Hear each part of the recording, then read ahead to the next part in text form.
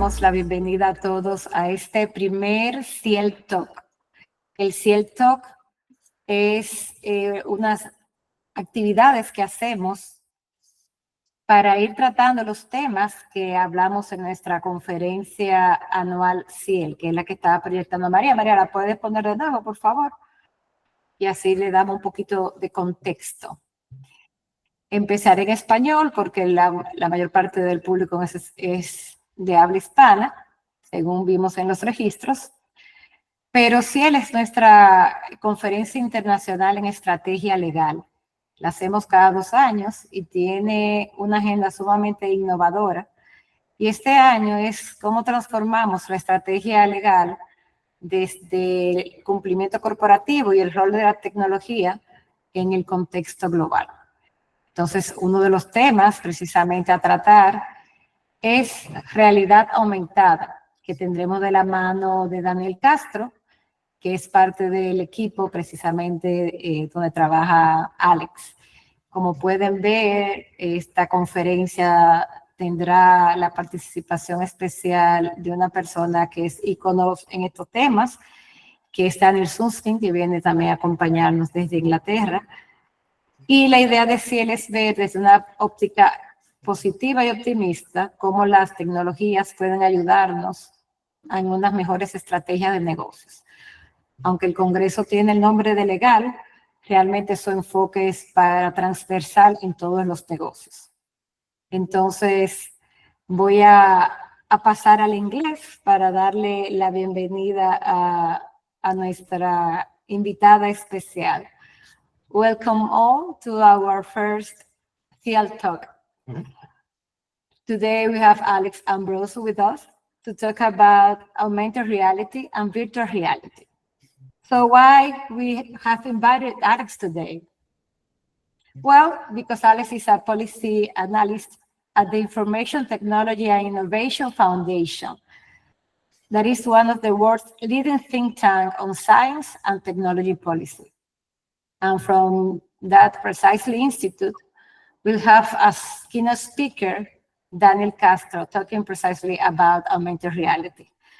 We admire ITIF not only for its global reputation, but also because it shares Instituto Melo commitment to promoting innovation, encouraging objective analysis of our changing society, and supporting smart regulation that forces rather than limits technological progress.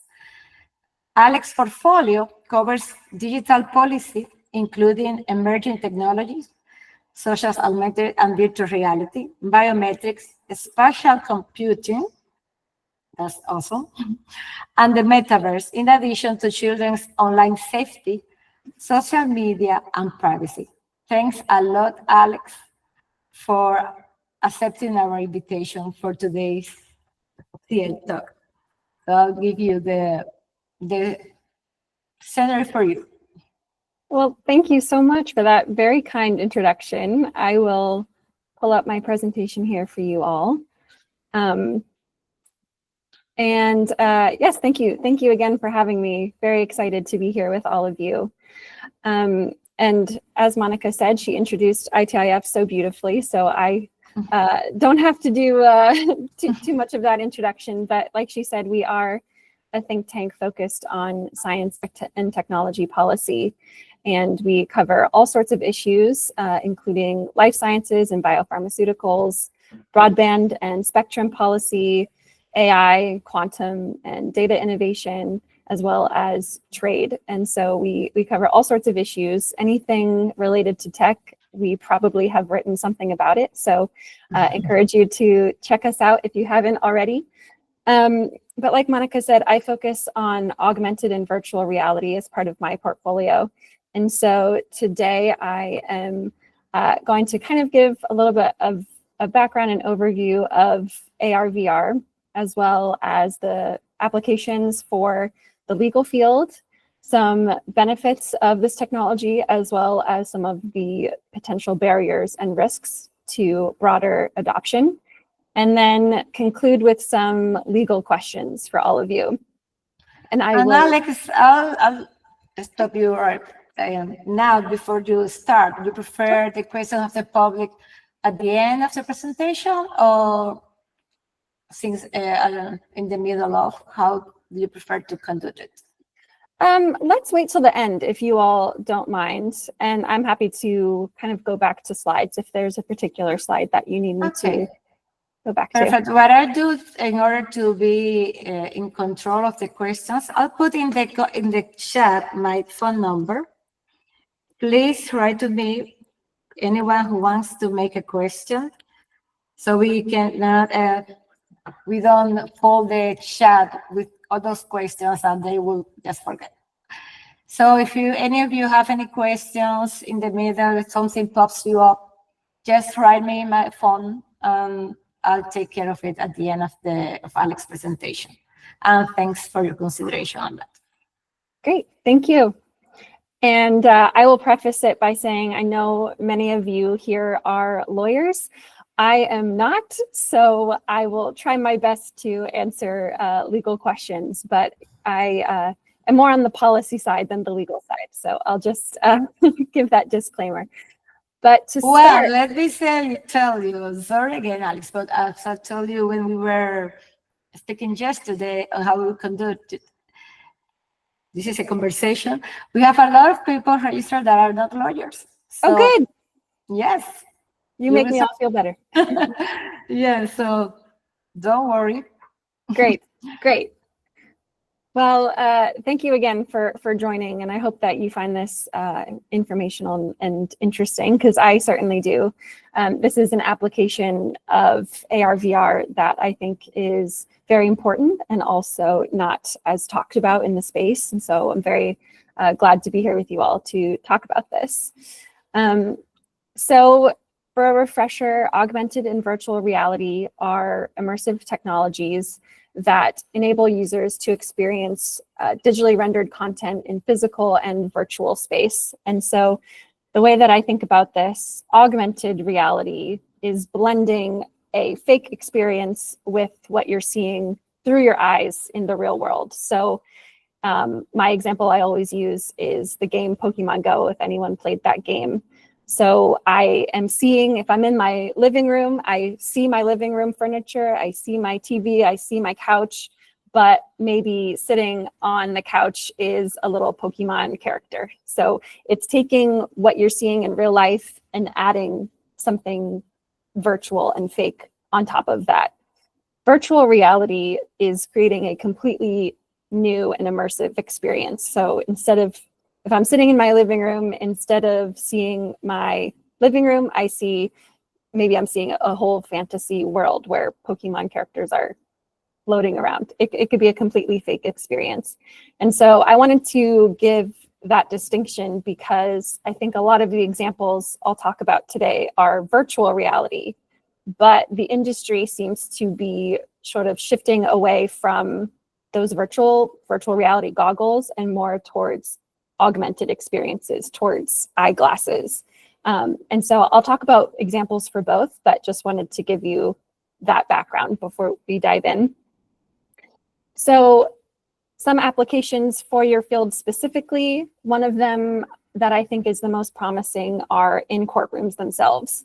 So this photo I have is from earlier this year in Florida. It was the first instance in the United States where a judge wore a headset in court and looked at a crime scene reconstruction. I believe it was a car crash, and he was looking at it through the perspective of the defendant. And so it's a great opportunity to showcase that this type of technology can be used in court to better help judges and witnesses or juries look at crime scenes and walk through a crime scene themselves and get to experience it through a perspective and a lens that they might not have been able to see otherwise, in order to help them better understand evidence or crime. And it's also an instance where witnesses can appear in a virtual courtroom to provide testimony if they are located somewhere outside of that particular jurisdiction. I think this one is a little bit farther away, as I'll get into further in the presentation. There's some hesitancy with having virtual attendees not kind of completely outside of that virtual space. But just another example of ways that we're starting to think about this technology in a courtroom. And then lastly, to prepare witnesses for court itself. So practicing your speech, practicing what it would look like when you walk into a courtroom, all of the different steps you have to take for court. That's one way that you can practice those maybe stressful or scary experiences for someone. And I think that is a huge use case for AR/VR. One of the areas of my research is looking at this from the healthcare perspective, and the ability for AR/VR to help with anxiety and stress is a huge use case that we're seeing. So this one is one where we're already seeing a lot of promise with it and a lot of adoption as well. Another example is for training. I think in general, if you were to ask me what the biggest use case is for AR/VR right now, across the board, no matter what industry, it would be training. And so one example is for law enforcement to look at a crime scene and analyze it, to learn how to look for clues, look for evidence, come and understand a crime scene better. These pictures you're seeing at the top are screenshots from one of these applications that teaches students how to look for evidence and how to properly keep the chain of command of evidence in order to make sure it will be used in court. And that's also for law students as well, so they can practice hearings and testimony or high stakes negotiations without having that stressful situation in the real world.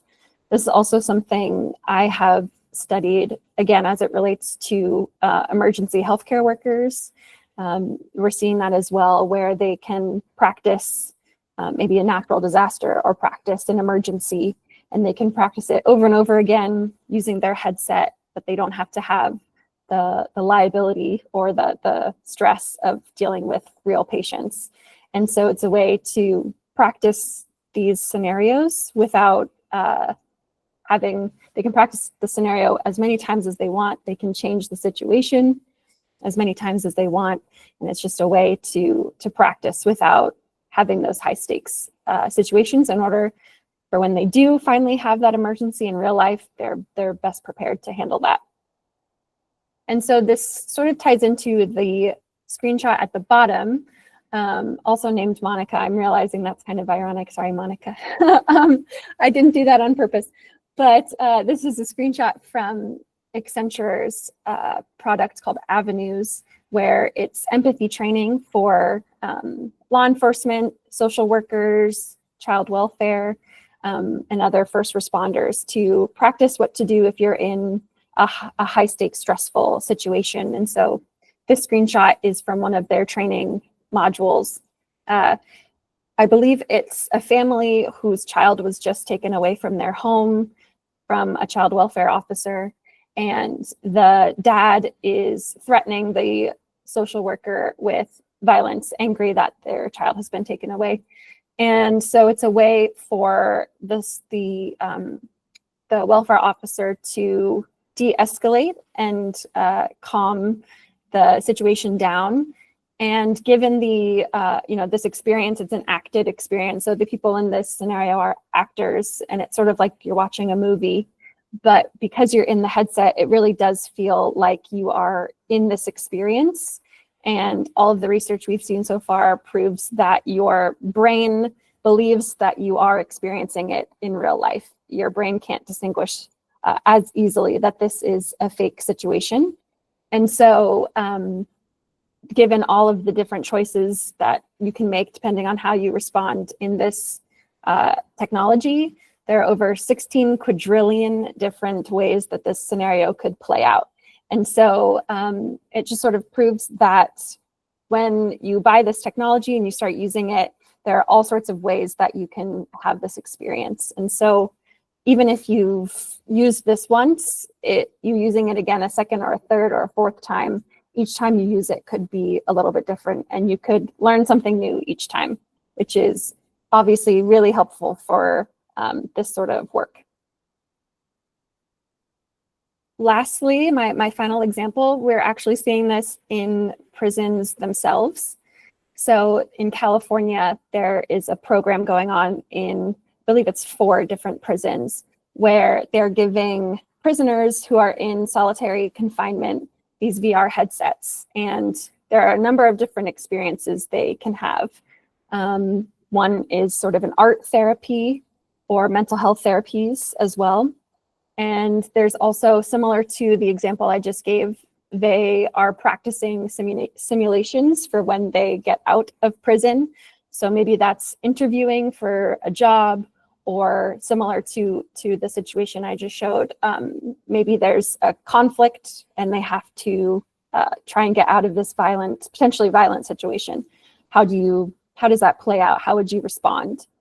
And in this program, since they've implemented it in these prisons, of those in solitary confinement, they've seen a 96% reduction in infractions from those prisoners in jail.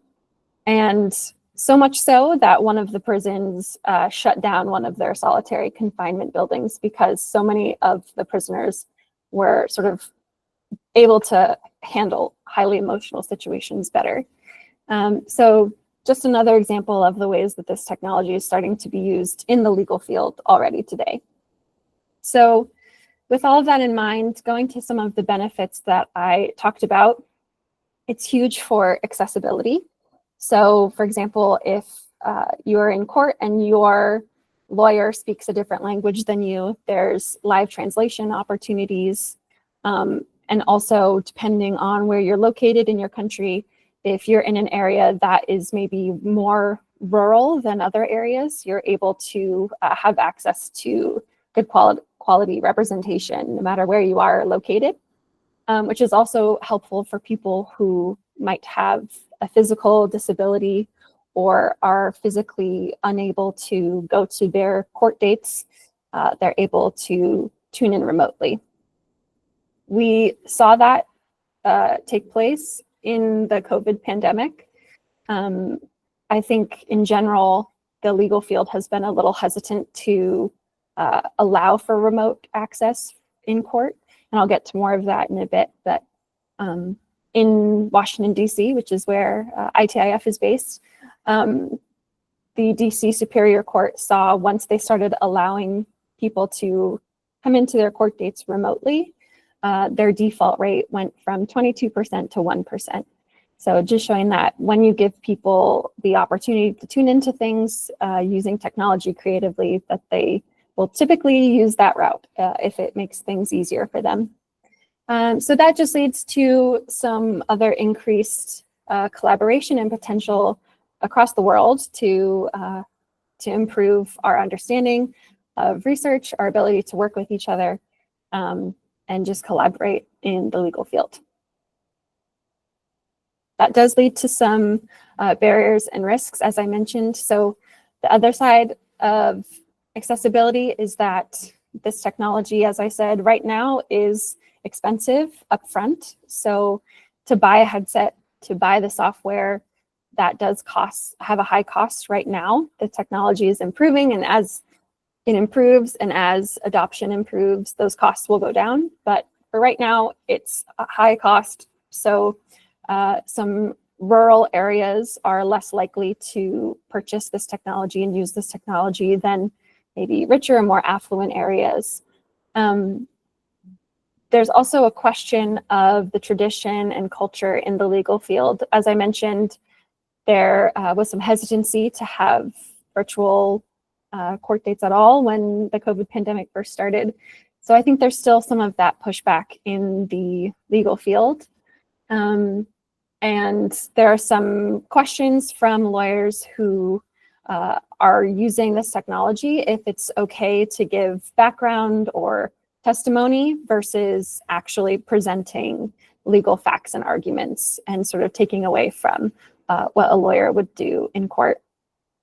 And there's also, with the COVID-19 pandemic and with virtual court, there have been some questions of sort of a lack of decorum in these scenarios, because when people arrive to court, usually there's this tradition of dressing up and you speak in a very formal way. And when people are tuning in from their house, they found that they were not speaking or dressed in the same way, and that was sort of changing the culture of how the legal cases are presented.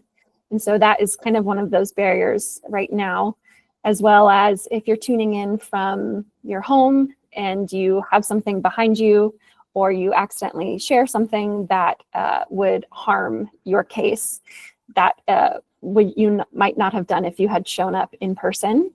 As well as maybe you have someone standing just off screen and they're telling you what to say or handing you notes and coaching you, which you would not be allowed to do in court. So all of these are questions that come up in AR/VR in this space as well.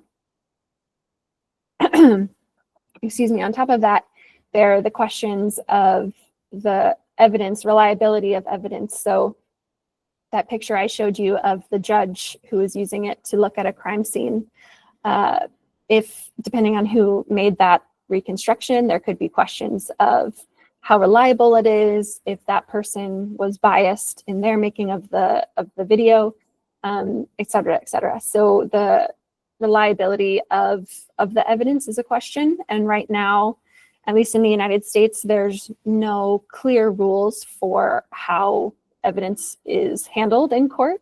And so without a kind of clear guideline for how these will be handled, right now it's just sort of a question of how individual judges and courts themselves will handle that.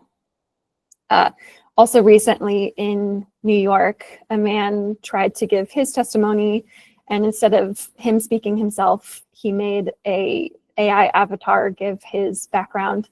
And he had applied and been accepted in having video evidence, but he did not specify that it was going to be made by an AI avatar. And the judge stopped him immediately and said that this wasn't going to be allowed and this would not be admissible in court. And so these are all, again, just to illustrate that these are all questions right now of how they'll be accepted in this space, and just something to think about as more of this technology starts to get adopted. Another one of those risks is the theft of this evidence, or theft of people's digital assets. Again, if that chain of command of evidence is lost, if someone's personal information is stolen, or if the evidence itself is not secure, those are all questions of how that would play out in court. And then lastly, there's the usability, which is how easy a technology is for someone to use. So if someone is new to technology at all, is it easy for someone to pick up and use right away? And on top of that, part of usability is how secure it is. So if there's proper authentication, and again, if someone's kind of personal data is stolen, a lot of these technologies use facial recognition or fingerprints to enter as a login. And some even also have iris scanning, so using your eyes to log in. So if all of that data is stolen, it's very easy to just make a new password, but you can't change your face very easily. So those are all just sort of questions of privacy and security as well in this technology. So these are just some legal questions for you that kind of I've thought of and come across in this research. These are real questions I have too. I don't necessarily have the answers to these, but these are just some of the questions that we're starting to ask as we do more work in this space. And so like I said, there's the questions of privacy and security. One of the things that I have done in my research of the avatar, so the character that you're using in this space, oftentimes people want it to look like themselves. They want it to have all of the same features that they have, but also sometimes people want it to be pink pony and they want it to look nothing like them. They want it to be completely fake. And so keeping anonymous speech is something that's important, but also making it able that if you do want it to look like yourself, that your name and likeness is protected, just like it would be in the real world. So protecting against impersonation. But also if someone adapts what I look like without my permission, what would the charge be for that in the virtual world? And one of the other things that my research looks at is if someone has a physical disability, if they use a wheelchair, oftentimes they say that in this space, they want their avatar to have those same features. And if they use a wheelchair in real life, they want their avatar to use a wheelchair too. And so then it becomes questions of, are the disability laws that we have going to apply in the same way in these virtual spaces? So if someone's using a wheelchair and they can't go into a building, would that be the same as if they used a wheelchair and were unable to access a building in real life? On top of that, one of the other questions are property rights. So if I'm buying land or real estate in this space, do I get a deed to the real estate in the same way that you would if you bought a house in real life? And then lastly, just sort of crimes that this is called street crimes. So if you were being too noisy, or if you're disturbing the peace, or you deliberately put up strobe lighting, all of those things you could be charged with in the real world, but what would that be like if you are in AR/VR and you're in this public space? So these are all just kind of questions that are starting to come up in AR/VR. We sort of have these laws in place for our real world 2D environment, but what does it mean when we're in this immersive virtual environment? So these are all the questions that I'm researching, trying to answer, and would love to hear your thoughts on. But I'll just leave you with a few of my resources I have. So ITIF and the XR Association is hosting the AR/VR Policy Conference. If AR/VR is of interest to you, that is happening on September 9th. We have it in person in Washington, DC, but we are also live streaming everything all day long. So you can register for that or tune in at arvrpolicy.org. And I also, like I said, write about these issues a lot. So you're welcome to tune into ITIF's website, itif.org. I have lots of publications on that. I think the one that's maybe most applicable to you all is this series that we did on user safety in AR/VR, and looking at that through the lens of adults, teenagers, and children. But we've got lots of other pieces on our website as well. And I encourage you to attend in the CIEL Congress in October as well. You get to hear from my colleague, Daniel Castro, who's also going to be presenting on this information. So thank you so much, Mónika, and everyone for tuning in. And I'll leave you with that for some questions. Thank you, Alex. Thank you for the presentation. Very clear, very interesting. I didn't know a lot of the things that you presented. So thank you for explaining with those details. I have a line of people asking to ask questions. Oh, good. So I'll begin with, well, we have here one of the representatives of the National Judicial College, and that is Elis Coronado, and he's one also of the collaborators on CIEL. So Elis, if you want to do your questions, go ahead. Thank you so much. Hi, Alex. I'm Elis. I'm the Deputy Director of the Judiciary, and I have a question.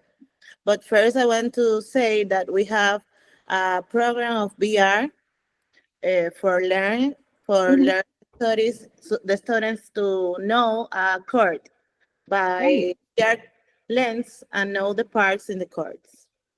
And my question is, sorry for my English. What ways can judicial systems safeguard fairness accuracy, and due process when incorporating augmented VR as form of evidence? Mm. Yeah, that's a great question. And I think it is still a question. I think I mentioned it before that there's no real regulation right now for the legal space of what the process and the steps would be to accept that in court. So I think that's one of the first steps, is to just start publishing clear guidelines and steps of what the legal field can do to protect it. In terms of actual recommendations that I could give, I think making sure that proper security is in place. So making sure that the data is not easily hacked. So making sure that people's private information is safe, I think would be key to that, as well as, like I said, to making those guidelines. But that's an excellent question. Thank you. Well, let's continue with Carmelina Roy. Carmelina, go ahead with your question, please. Thank you, Mónika. Thank you, everybody. And thank you, Alex, for your presentation. It was really thorough and a lot of things happening in this area and everywhere. And I currently work at Hapag-Lloyd in Hamburg, in Germany.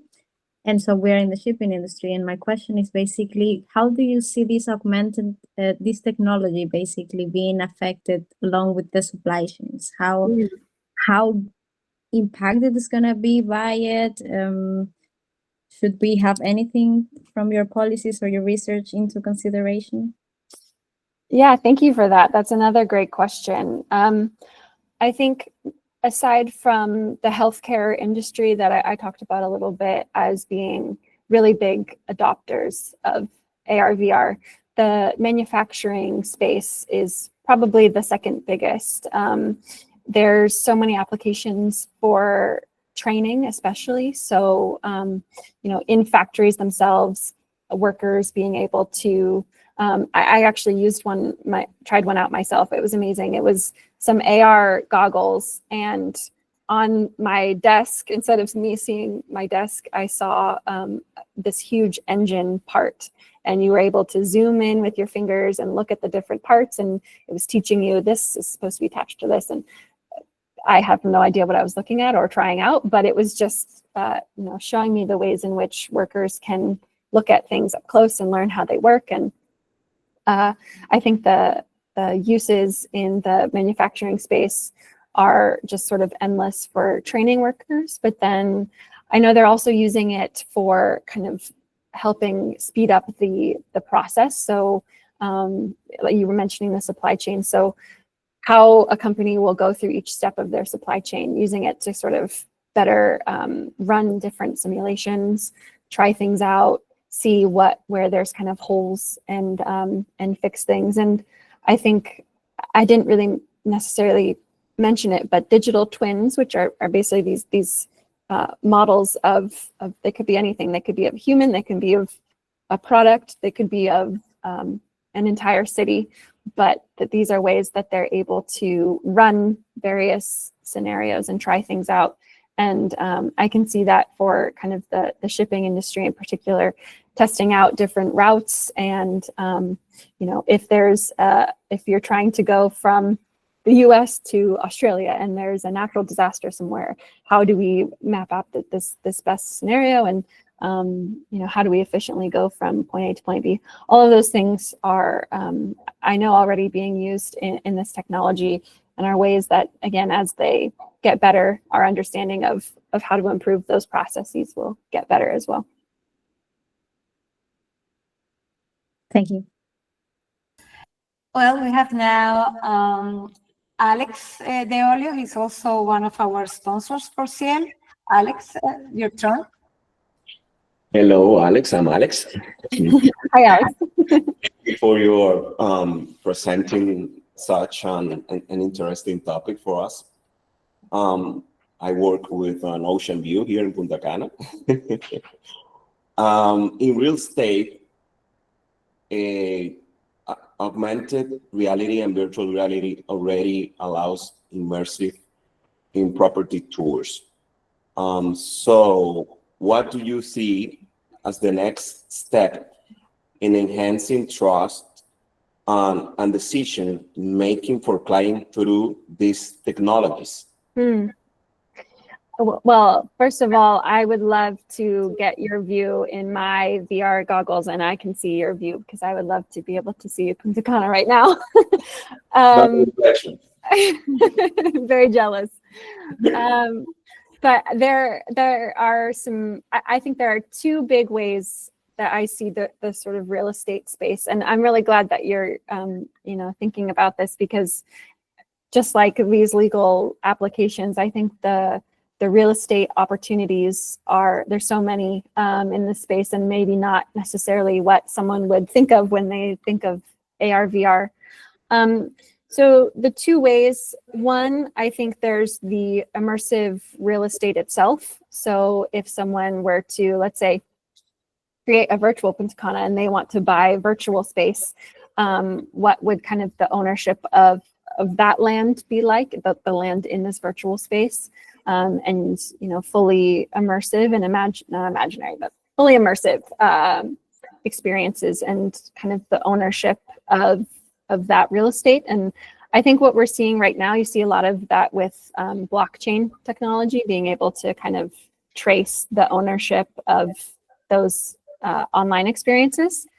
And then, like you were mentioning, I think the second way is for real estate that exists in the real world already, using it as kind of a way to sell that real estate. So someone can tour a house using their VR headset, and they don't actually have to go see something in person. They can look at it through their headset, and it's a way to sell potentially other pieces of land or other houses or buildings that person would otherwise not be able to see. But what we're also seeing as well, and I think at least Alice said this earlier as well, but using it for education as well. So maybe there's a historical building or site that you want students to be able to see.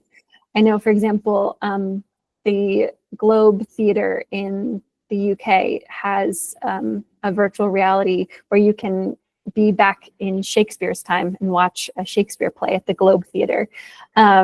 So it's just sort of a way to educate as well, and maybe boost tourism for sites and places that people would otherwise not be able to see, but maybe they'll be inspired to go see them in person.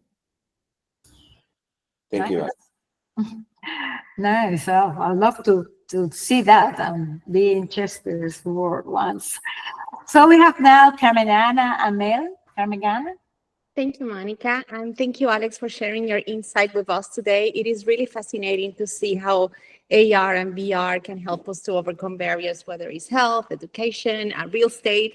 I have a question, and you touch on that when you answer somebody else's question before, but how can we use VR and AR responsibly, integrating for humanitarian organizations, what using ethical use, safeguarding the dignity and complying with legal frameworks?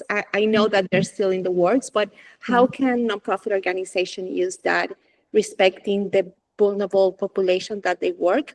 And more so, how can we, or how do you see evolving, preventing fake news, manipulation of information, and how do you see that coming along? And how can we ensure? My organization used virtual reality to bring our donors to the programs that they were sponsoring. And it was very, very successful. I will ask for that, the name of your organization.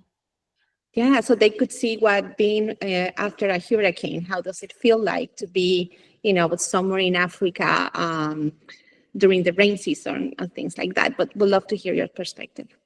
That's amazing. Thank you for sharing that. I think two big questions. I think for the human rights perspective, I think sort of similar to the legal field, right now we don't really have stated guidelines for responsible use of this technology on kind of a standards, international standards yet. And so I know there are some organizations, including the UN, who are sort of starting to convene experts and think about these technologies from that human rights perspective, and still very much sort of in the research side. But I know that they are starting to think about it and trying to develop guidelines for best use. So I think supporting those organizations, that's what we were trying to do with our research, of just sort of educating people on the various uses that there are and the ways in which it could be exploited. And so I think just spreading the news about the uses of VR and how other organizations and international bodies should be thinking through these is important. I think also to what you were saying about making sure you're not spreading misinformation and fake news, I think even though it is a very distinct and separate technology from social media, we're still trying to figure out those best uses on social media and the internet that we experience as well. And so I think trying to get a better sense of good content moderation and how that will translate to the speech that you see in virtual reality. So I mentioned as one of the benefits, there's live translation. So if someone, on this call, even though I'm speaking English, it could be translating automatically into Spanish. But in those virtual experiences, if it's a live translation, if I'm saying something absolutely horrible and it's translating it automatically, how does it moderate that speech effectively in real time? That's going to be kind of one of those big challenges, as well as because it's not just a text-based platform, but it's video and images and all of those issues that we have today with deep fakes and AI and being able to manipulate images and video already, that will only be worse or more exaggerated in these immersive experiences. So I think continuing to do the work that we're doing in the internet we experience today, but trying to understand and think about how we'll also be impacted in these immersive experiences, I think is one of our big challenges just in general in the policy space. We are sort of always trying to say, but think of AR and VR too when policy makers are writing policies. So it's sort of a non-answer because like you said, we're still trying to kind of understand this technology, but definitely a lens that we need to be thinking about. Yes, and also with those things that you were mentioning, the translation part, there's some cultural thing I'm translating that it could change the way that people are experiencing the thing or understanding the things. And sometimes it's just a way of telling things different than the way that the translator is indicating. And there's some tone on the translating part that can damage or be very harmful for another.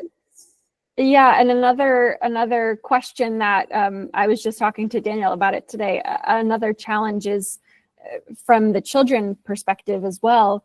Children on the internet today, they use slang or they use they hide words in a certain way, and they use one word, but it means something else on the internet than it does in real life. And how do you moderate that when maybe the platform is looking for one particular word, but children are circumventing that moderation by using a different type of word? And so, like you were saying, aside from the nuance of language and, if you take one word and translate it exactly, the meaning might change, but also maybe someone is purposefully trying to get around that translation. And, that's a policy challenge as well. How do you regulate that? Well, we have also a question from Diego Melo. Diego, are you still there with us? Yeah, right here. So my question pertains more to the transition from more offline modes of engaging with certain practices to AR and VR. Are there any particular challenges that you can either foresee or that you know of for getting people to treat these experiences just as seriously as offline ones? The one that interests me most is the inmates. Therapy is a sensitive topic for many. So were there any specific difficulties in getting them to treat it as something that could actually be helpful? That's a great question. I think my research in particular with the healthcare space, that comes up a lot because the traditional method is often seen as the best one. And so they're hesitant to try new things in that field. And in my research into this with the legal field, I'm sort of getting the same sense that there's sort of hesitancy to try the new thing. So just in general, I think that's a big barrier. For the healthcare field in particular, it's also a challenge because people's insurance will typically not cover a new technology. It'll cover something that's a tried and true and traditional method. And so just sort of socially, one of the ways that there's kind of that lack of adoption. But I think more to your question, that's sort of why the industry is shifting to AR more than VR.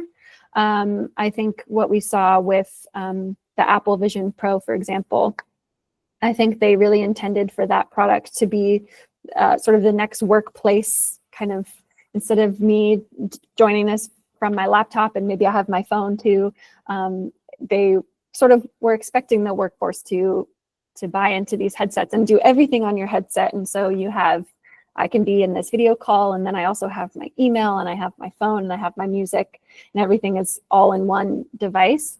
And I think the hesitancy with that is when I wear the headset, I'm fully unaware of anything that's happening in my office around me. And so I think that's why there's maybe more opportunities with AR when instead of me wearing goggles. And there's also, just as an aside, the sort of human physical limitations of that. So when you have that screen so close to your eyes for too long, some people get sick from that, or depending on your head and face, if it is heavy and it feels uncomfortable on your face, people might not want to wear that all day long. But some people wear eyeglasses all day long. And so I could have my AR glasses and they do all the same things. I can tune into this call with my glasses. I can talk with my glasses and answer text and answer email. But if someone walks by my office, I could also still have a conversation with them and see them, or still eat my lunch. But it doesn't take you out of your environment as much. So I think that's where that trend is going, of not necessarily the fully virtual experiences are still have their uses and people are still using them. But I think for the day-to-day use, the glasses seem to be more where the innovation is heading. If I can ask a follow-up question. No, I'll give you another turn. Because we have also a judge from the judicial system in the Dominican Republic that asked for questions several minutes ago, and I assured him he's typed. And after him, you're going back, Diego. Don't worry. It doesn't matter if Diego goes first, so he keep going. So okay, but Diego, do yours, and then thank you, Judge Mata, for that. Thank you very much. So it sounds like you think the main issue with the adoption of AR and VR will be sort of a lack of familiarity. Do you think that this will be something that's kind of naturally overcome as these kinds of devices shift into the workplace and in learning institutions? Or are there any unique challenges that might make it more difficult than, say, the adoption of what we think of now as regular technology? Yes, another great question. I think we actually talked about this at our last year's AR/VR conference. Someone said, well, I don't wear glasses every day, so why would I wear AR glasses?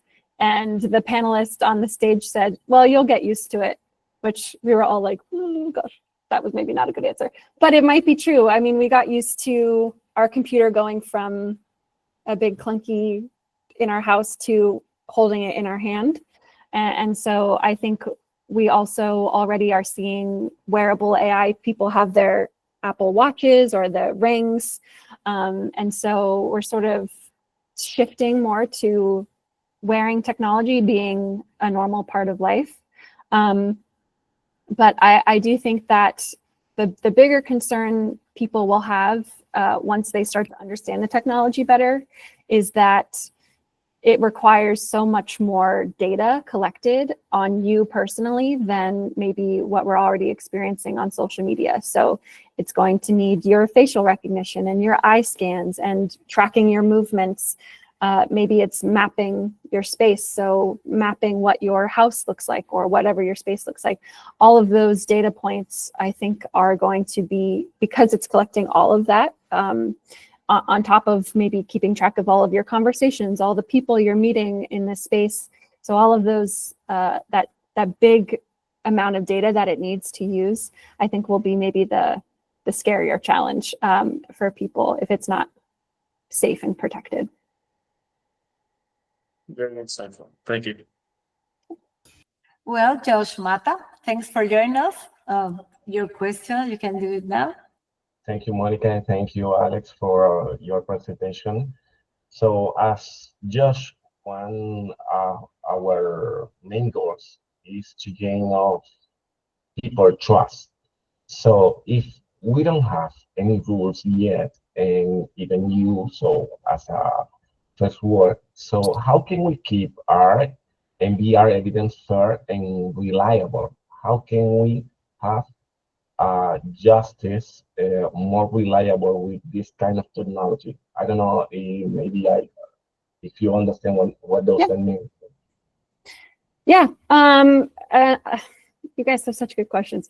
I think part of that trust will be sort of to what I was saying with Diego, of making sure that the data is provably safe and secure. I think especially right now with the internet, people have not as much trust in the way that their data is shared or protected.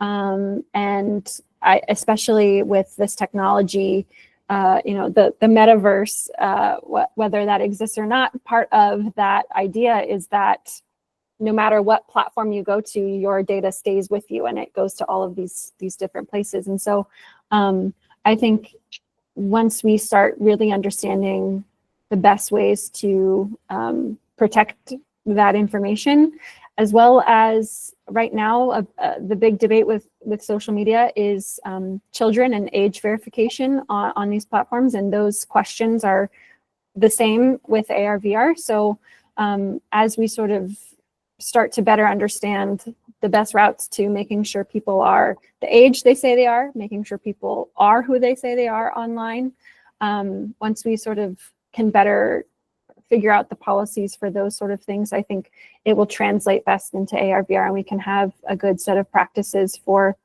making sure that all of the things that we see in that space are reflective of what they really are.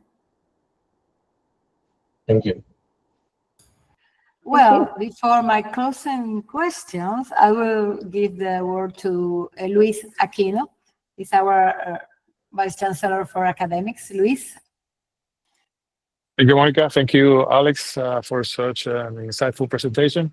I am quite clear in regards to the measures to be taken in regards to an ethical use of AR, VR, or the use of blockchain for the acquisition of immovable property, or even in the data protection and sensitive data protection.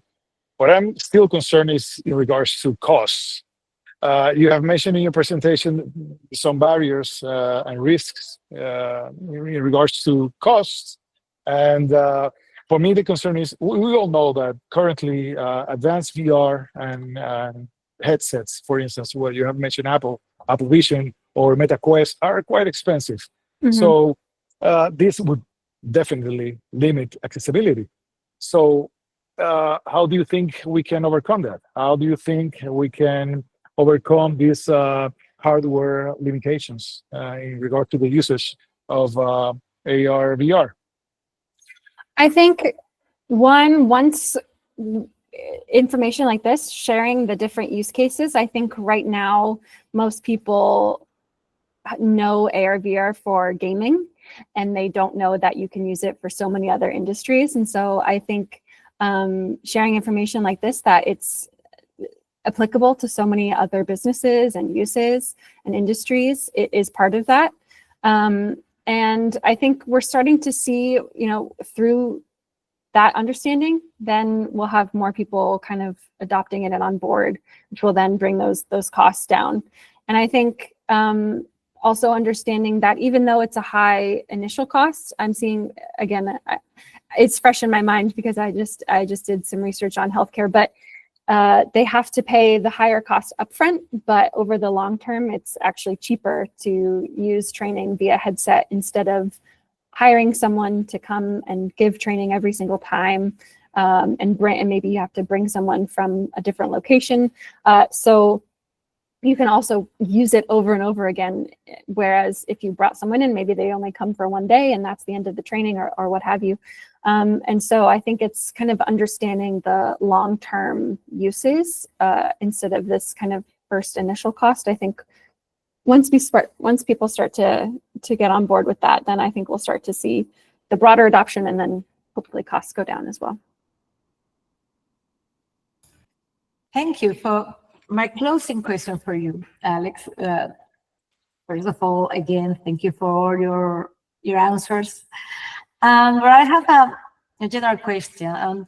What do you consider to be the most transformative potential of those technologies across the different sectors of society in the coming decade, let's say? Wow, you're ending on a big one.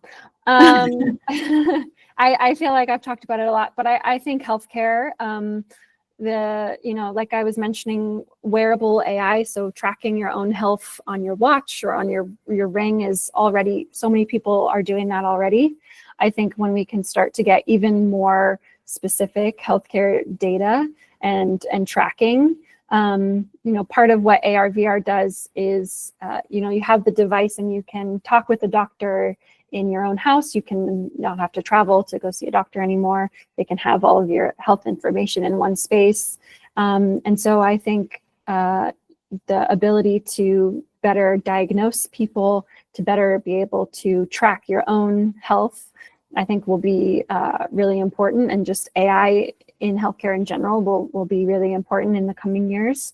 And I also think, to what we were talking about with Carmelina, the manufacturing and the impact on businesses and trade to, improve workers, not just their training, but improve their workplaces and have safer and healthier workplaces. I think, in the near term, those are the really exciting areas.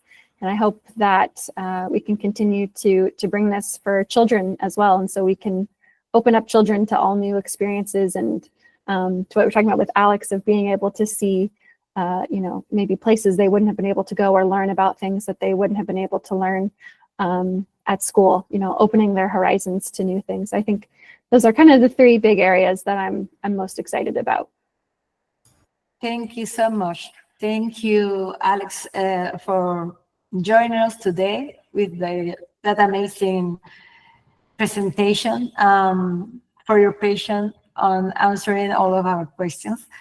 Thank you for all of you that joined us today. Remember to go to our webpage to see all the details on our Congress. We have a lot of time talking about different technologies, including augmented reality. So you are welcome to come and join us on Punta Cana. Alex, I'm insisting you to come. I'll talk to several people there so you can be part of one of the panels. So thank you all. I'll be closing now in respect of your time. We said it would take an hour just right now. So have a good night and thank you. See you later. Thank you. Thank you. Bye-bye. Bye-bye. Have a great night. Thank you. Good night. Bye. Thank you.